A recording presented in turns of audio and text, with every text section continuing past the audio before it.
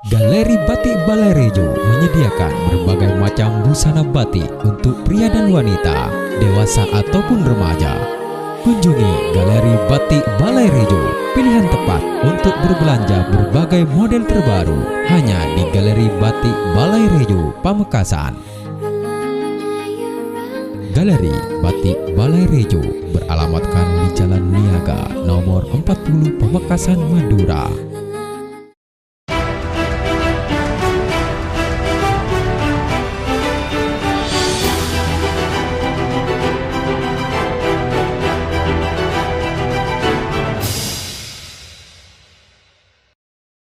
Terima kasih pemirsa masih tetap setia mendampingi kami dalam dialog legislatif bersama 3 orang narasumber saya. Dan memang di dialog yang sebelumnya sempat agak seru ya, karena kita sempat tarik-menarik nih antara legislatif dengan kedinasan dan juga aktivis. Tadi saya mempunyai PR pertanyaan ke Dinas Pertanian tentang apa sih yang dilakukan, karena beberapa waktu yang lalu kita sempat berdialog Bu dengan Dandim 0826. Beliau mempunyai target, sekarang ini sudah tanam, bahkan ada yang berhasil seperti itu, sudah ada yang berhasil. Tapi maksimal dalam 3 bulan ke depan kita harus mempunyai statistik yang cukup signifikan antara yang sebelum TMD, setelah TMD, dan yang sedang dilakukan seperti itu. Jadi harus mempunyai tolok ukur yang benar-benar drastis seperti itu. Ibaratkan tadinya hanya kenceng, nah ini harus naik kayak ke puncak Gunung Bromo seperti itu. Nah, untuk yang dilakukan oleh Dinas Pertanian sendiri itu bagaimana?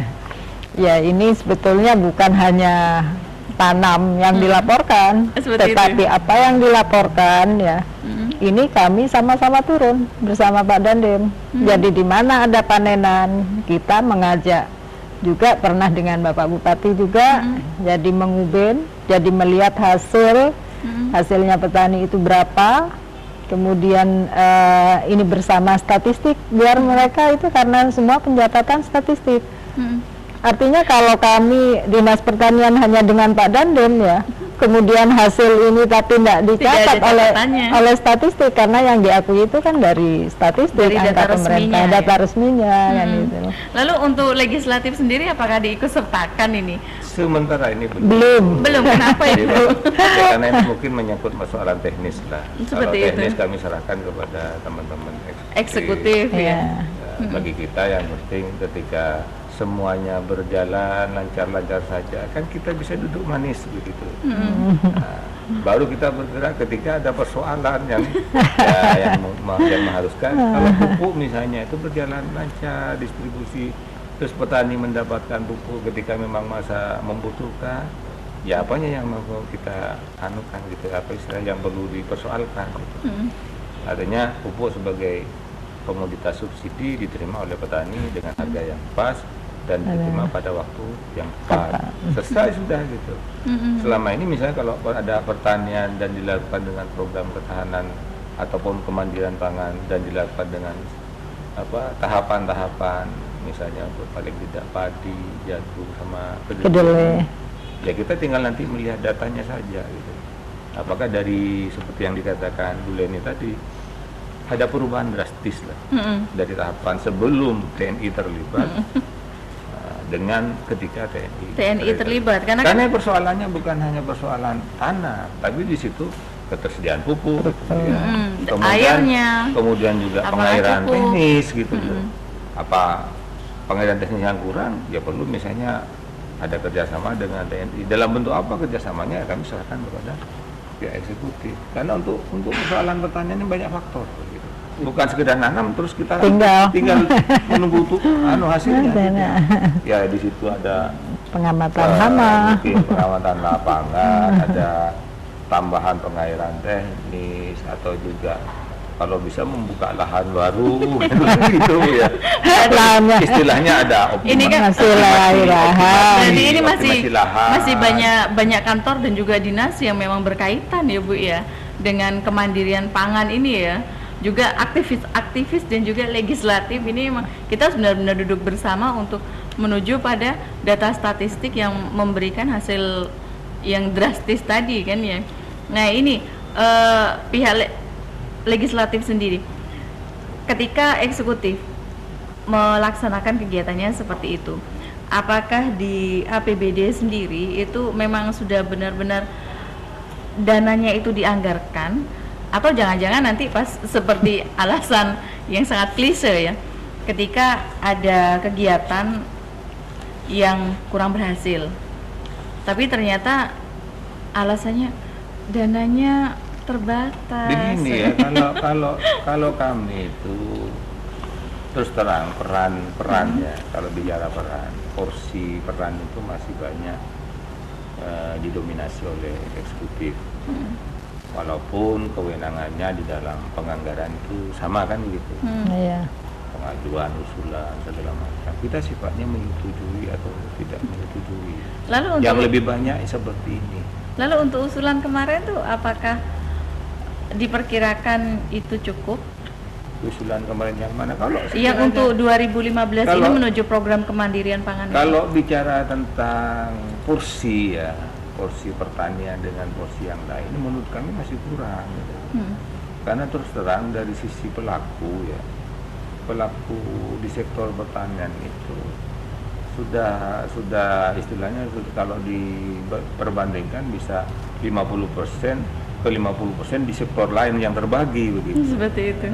Sedangkan porsi anggaran yang diberikan itu mungkin tidak sampai 10-20% Bu ya. Kalau pendidikan kan sudah 20%. Kalau untuk Ya, pertanian memang sendiri berapa? Masih jauh dari kurang. 0, gitu. 0, Masih jauh dari kurang. Tapi kalau digabung dengan pusat mungkin tidak 0, tapi Oh, yang iya, masih kecil gitu loh. Iya. PDRB misalnya meningkat misalnya. Tapi yang banyak menyumbang itu memang pertanian. Hanya saja bukan berarti orang petani itu kaya-kaya. Itu terbagi dengan sekian ribu pelaku begitu, sehingga hanya menjadi kecil gitu.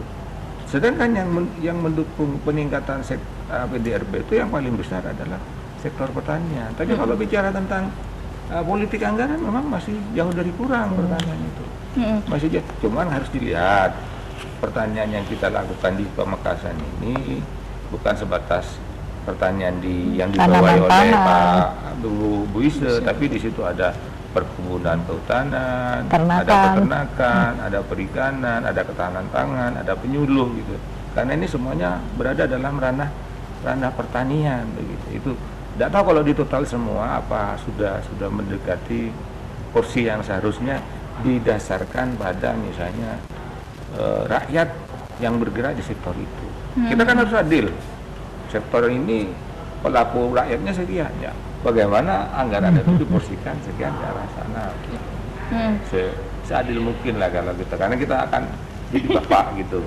Ini anak-anak kita, bagaimana anak kita diberikan sesuai dengan porsinya gitu. Dinas Pertanian lagi nih. Untuk kita mendapatkan hasil seperti yang kita inginkan. Sebenarnya luas lahan di Kabupaten Pamekasan ini untuk lahan produktif itu sampai berapa sih Bu? Pernah nggak ada data yang masuk ke pertanian? Ini loh lahan produktif yang bisa kita garap untuk menuju pada kemandirian pangan tersebut. Terus ini lahan yang tidak produktif, yang seperti katanya Pak Husnan tadi, bagaimana tidak produktif menjadi produktif itu? Adakah data tersendiri dari Dinas Pertanian? Sebetulnya kalau Dinas Pertanian tidak mendata produktif dan tidak produktif, karena tanaman pangan khususnya ini semua ditanam pada musim penghujan. Jadi bersama-sama. Berarti tak ada hujan semua, hampir semua tak ada hujan. Semua menunggu hujan. Artinya kalau dari yang pengairan teknis itu terbatas sekali. Jadi komoditas pangan itu begitu hujan, ya padi pada saat itu, jagung saat itu, dan kedelai. Hanya saja ini bagaimana pengaturan pola tanam. Untuk yang airnya cukup itu bisa padi 2 kali, kemudian yang lahan jagung ada yang 2 kali, karena tanaman berikutnya sudah menunggu. Seperti di Pantura itu jagung lokal, ini walaupun bisa hibrida, artinya air nutup, nanti bawang merahnya tidak kebagian air nanti. Seperti itu ya? Ya, kalau daerah tengah, Kadur sampai Pegandanan, ya Galis itu sudah jagung hibrida. Kadur Karena utama lebih subur Ibu ya. bukan lebih subur begitu, artinya pola tanam ya, dari air hujan. Air hujan sama. Iya. Jadi belum panen di bawah sudah disisipi tanaman lombok. Jadi jagung panen, ini lombok sudah siap untuk berbunga. Istilahnya semi-semi tumpang sari ya Bu ya. Iya, tumpang sari lah, tumbang gilir ya. Artinya itu tumbang memang gilir. petani kita itu sudah cukup ulet dengan kondisi seperti ini. Sebetulnya faktor air hanya, kalau ada air itu apapun ya, karena petani kita itu sudah artinya betul-betul memanfaatkan waktu ya. Kalau kemarau sudah bagiannya tembakau untuk lahan-lahan yang memang tidak ada airnya, relatif kurang. Karena untuk tanaman pangan itu tidak cukup. Pernahkah berpikir untuk, kan banyak sekali di Kabupaten Pamekasan masyarakatnya itu yang menolak. Kemarin sempat ada usulan dari pemerintah uji coba ya, bukan usulan tapi uji coba tentang tebu. Dari Dinas Pertanian, apakah ada uji coba tersendiri agar masyarakat nih untuk yang tidak cocok dengan itu tetap di wilayah yang ditanam sekarang seperti itu? Sebetulnya kalau untuk tanaman tebu itu memang tidak mengganggu untuk lahan padi, karena itu berbeda sekali. Karena yang ditanam kan tebu lahan kering. Kalau untuk lahan sawah itu nanti tidak cocok, kurang cocok lah. Dan Kenapa petani juga karena air kan. Air itu kan bisa terlalu cukup. banyak air ya. Iya, untuk tebu. Artinya jenis Jenisnya tebu dan lahan kering. tebu lahan kering. Tidak membutuhkan air terlalu banyak. Kemudian kalau tebu, masyarakat artinya petani itu kan sudah menghitung, khususnya untuk lahan-lahan yang teknis, mereka tidak akan selain kurang cocok, mereka itu kan bisa kalau tanaman semusim itu bisa padi, setelah padi bisa jagung, setelah jagung bisa tembakau. Tapi kalau tebu ini kan hanya 1 kali nunggu 1 tahun kan baring, minimal 10 bulan. Jadi hanya 1 tanaman. 1 kali tanam ya. Iya. Tapi kalau Dan bicara saya- tentang lahan tidak produktif, kalau orang Madura bendung ya. Bendung ini. Iya, saya yakin masih banyak. Bagus. Masih banyak ya. Nah, ini yang Diperkirakan berapa persen sih Pak? ya tidak tahu lah, tapi saya amati secara kasat mata itu kan masih banyak di lokasi-lokasi Yang karena lahan cuma tidak. ditumbuhi Alang-alang. gitu, atau tanaman yang tidak ya jelas manfaatnya. Kenapa itu tidak misalnya kita manfaatkan? Mungkin kalau memang cocok dengan ya tanaman perkebunan yang kita kasih. Benar. Kalau tidak cocok dengan pertanian begitu. Kalau memang cocok dengan apalah gitu ya. Yang penting bagaimana semua jengkal tanah yang ada di Pamekasan itu hijau gitu loh. Hijau dan menghasilkan. Ya, persoalan Seperti itu. menghasilkan itu minimal menghasilkan apa H2O ya. Itu ya oksigen lah Oksigen.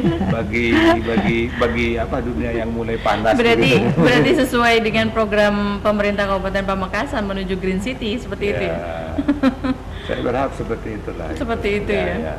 Artinya di luar mungkin porsi kita menjaga produksi pangan, tapi yang lain-lain itu kan bisa untuk membantu juga kesejahteraan petani. Saya membayangkan begini ya, Pamekasan ini cobalah sekali-kali melakukan terobosan.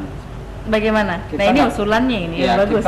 kita misalnya pernah mendengar Gorontalo dalam beberapa tahun tiba-tiba mampu ekspor jagung. Misalnya.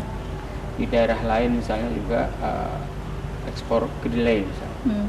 Atau baru-baru ini ada wacana di Sumeneb misalnya bagaimana Bulog membeli padi dari petani lokal misalnya. Ini kan menarik gitu. Kan memang seharusnya seperti itu. Iya. Nah, Seharusnya ya Bu ya. terobosan seperti itu perlu dilakukan. Nah, saya pikir Pak Usnan tadi sudah memberikan keleluasaan kepada Bu Isem untuk mengajukan anggaran apa yang bisa dilakukan ke depan dengan terobosan-terobosan itu. Pak Usnan tinggal mengesahkan. Tapi kan pengajuan itu juga harus ditilik ulang kan ya Pak ya? Ya, Tidak asal mengesahkan ya kan Pak ya? Ya kita kan yang penting ini Pak, jangan sampai kekhawatiran yang pertama dari Pak Mas Dariel itu tidak Ya, tapi kita bukan gitu di loh. awal, jadi Jangan sampai itu terobosan hanya itu tidak bisa dilakukan semerta-merta serobot begitu. hanya Ada bersifat penelitiannya. proyek misalnya. Kalau kita bersifat proyek itu juga kita kan berpikir untuk skala kecil aja, misalnya kurang berhasil, bagaimana kita memperlakukan ini secara pasif gitu. Ya karena terus terang untuk keberhasilan seperti yang diinginkan Pak Munhari Bariel itu semata-mata bukan persoalan anggaran gitu. Di situ ada SDM gitu. Kemudian SDM itu mungkin dia bagus dalam bertani. Di situ ada persepsi, paradigma bagaimana dia memperlakukan tanamannya itu ini hanya sekedar untuk Cukup untuk makan, menyambung cukup hidup, untuk maka ini diarahkan untuk agribisnis gitu. Jadi banyak persoalan. Atau juga kerjasama dengan pihak ketiga, perusahaan menanam satu jenis tanaman tertentu, kemudian hasilnya itu tidak repot-repot lagi menjadi pasar, ditampung dengan harga yang kita sepakati bersama. Jadi banyak hal. Sekali-kali jangan melihat dari sisi anggaran tok gitu loh. Saya kekhawatiran Pak Munhari yang di awal itu terjadi gitu. Ya terobosan silakan terobosan, tapi jangan selalu lari ke persoalan anggaran. Berarti memang selain anggaran, Banyak hal gitu. kreativitas Ya, itu sendiri ya, juga disitulah dibutuhkan, mungkin, ya. seperti itu kan Mungkin di sini tantangan kita sebagai orang yang diberi tanggung jawab, kreativitas. Ya. Untuk realisasi dari Dinas Pertanian itu sudah berapa persen sekarang, Bu? Kalau dari 25.000 ya 128 hektar itu yang sudah dipanen sudah 20.000 hektar. Jadi sebetulnya ya kita tanpa menunggu statistik ini yang semua yang merasakan kan masyarakat. Mereka sebelumnya itu dapat berapa sak, sekarang sudah meningkat berapa sak. Nah itu yang semua yang menikmati masyarakat. Ya, harusnya ya. Iya, kembali lagi tadi Pak Munhari di Sumeneb ya, ini petani ke Bulog, di Pamekasan pun juga terbuka sama. Sekarang Iya, bukan beras. bukan beras, Iya. hanya petani Pamekasan. Iya, Hanya kalau dilihat Masih gabah. porsi harganya itu malah lebih menguntungkan jual gabahnya daripada beras. dari berasnya. Kenapa sekarang. seperti itu? Ya karena kalau gabah itu sudah di standar itu sama Bulog, tapi kalau beras ini Masih. mekanisme pasar, ternyata mekanisme pasarnya sekarang lagi turun. lagi mempus gitu Iya. lah. Harga Lagi beras. jongkok ya. Jadi kalau boleh ya jual gabahnya aja ke pihak Seperti Bulog. itu. hanya Ya. petani Pamekasan itu ya khususnya, tidak ada yang petani mau menjual gabahnya. Kenapa Mereka akan seperti itu? menyimpan, Oh, akan disimpan untuk kebutuhan setahun. Nah, barangkali dengan nanti produksinya meningkat, itu kelebihannya bisa dijual. Untuk selama ini, Bu, apakah petani di Pamekasan itu mereka sudah bisa menjual hasil tani mereka setelah dalam 1 tahun itu mereka mempunyai kelebihan dan menjual juga untuk biaya hidup mereka selain makan? Sebetulnya kalau petani itu tidak ada yang menjual langsung begitu panen dijual. Ya, mereka itu karena kebutuhan ya, artinya untuk mencukupi kebutuhan setahun. Kemudian untuk kapan mereka menjual itu waktu-waktu tertentu. Pada sesuai dengan musim kebutuhan. ya, artinya mau hari raya mereka baru mengeluarkan gabahnya digiling dijual. Haji saya haji. Makanya perlu dibentuk mindset mereka itu bahwa mereka bertani itu tidak hanya cukup untuk makan dan kebutuhan mereka sendiri. Itulah yang mungkin yang sama Pak Dandim sebut dengan petani produktif. Jadi tidak hanya cukup untuk makan dan kebutuhan keluarganya, tapi harus ada lebihnya. Lebihnya itu. Artinya kalau panennya misalnya 1 hektar 8 ton harus 10 ton. Berarti- Sehingga 2 tonnya bisa surplusnya dijual. bisa dijual. Berarti mereka bisa beli kendaraan tidak usah kredit lagi seperti itu kan ya, langsung cash seperti itu. Sehingga kesejahteraan masyarakat semakin kelihatan kan seperti Harapan itu. kita juga fungsi penyuluh misalnya. Ya, penyuluh itu selain berkenaan langsung dengan hal-hal teknis pertanian, itu juga harus menyentuh tentang ya mindset tadi, cara berpikir petani itu. Ya pokoknya penyuluh itu multifungsi lah. Ya. Di situ tidak hanya berfungsi sebagai Penyuluh orang yang memberikan bagaimana melakukan pertanian secara teknis, Tapi di juga situ juga bagaimana mengorganisir diri gitu loh, diri mereka, kelompok mereka gitu. Kemudian juga mampu misalnya merubah seperti yang diminta Pak Mahli, paradigma mindset bahwa kita itu bertani harus efisien gitu loh. Efisien dalam arti juga biaya-biayanya kecil. Biaya kecil itu bisa juga berkaitan dengan persoalan teknis, misalnya penggunaan pupuk yang cukup, yang ngepas, atau juga pada persoalan yang lain misalnya. Masa mau istilahnya mau nyeksek tembakau misalnya, itu apa namanya, ngerajang tembakau itu harus model selamatan, model apa itu, biayanya itu sudah habis gitu. Jadi cara-cara yang apa, perilaku yang efisien itu bagaimana juga ada pada mereka. Kalau lebih luas lagi, bagaimana mereka punya cara berpikir entrepreneurship gitu. Bagaimana semuanya itu ya menghitungnya dalam skala bisnis, skala ekonomi gitu. Oh ini menguntungkan, oh ini tidak menguntungkan. Oh saya begini harus menguntungkan. Jadi semuanya harus diukur dalam skala ekonomi. Karena bagaimanapun kita bekerja itu ingin mendapatkan economic value added namanya, atau nilai tambah ekonomi, bukan sekedar menjadi kerja gitu. Kita bekerja bukan hanya sekedar bekerja, tapi bekerja untuk mendapatkan nilai tambah ekonomi. Dan makan bukan nah sekedar kalau makan, ini terjadi ya dalam segala masif, ya secara otomatis pertumbuhan ekonomi kita tinggi, kesejahteraan masyarakat semakin meningkat. Nah, persoalan kemandirian pangan menjadi persoalan yang kecil. Gitu. Bukan masalah lagi. Bukan masalah lagi. Oke, memang kita ketika berdialog dan berbincang seperti ini tentang kemandirian pangan memang tidak akan pernah cukup waktu hanya 1 jam ya Pak ya. Bahkan mungkin 1 hari atau seminggu belum tentu pas kan seperti itu. Apalagi itu yang tausnan itu. yang memang cukup bisa melihat sebuah situasi menjadi sangat luas kan seperti itu. Dan mungkin kita akan berbincang lagi di lain kesempatan ya Pak, Bu, Kak. Dan kita akan berbincang dengan beberapa dinas yang memang berkaitan, juga aktivis yang berkaitan, dan juga anggota legislatif lagi di kesempatan yang lain seperti itu. Oke. Ya pemirsa, memang berbicara tentang program pemerintah kemandirian pangan untuk ekonomi kerakyatan memang tidak bisa kita lakukan hanya dengan duduk santai saja. Saya Leni Triana bersama kru yang bertugas dan juga bersama Galeri Batik Balirejo, KVN Resto Balirejo mengucapkan wassalamualaikum warahmatullahi wabarakatuh. Salam Madura. Wakil rakyat seharusnya merakyat, jangan tidur waktu sidang soal rakyat. Wakil rakyat bukan paduan suara.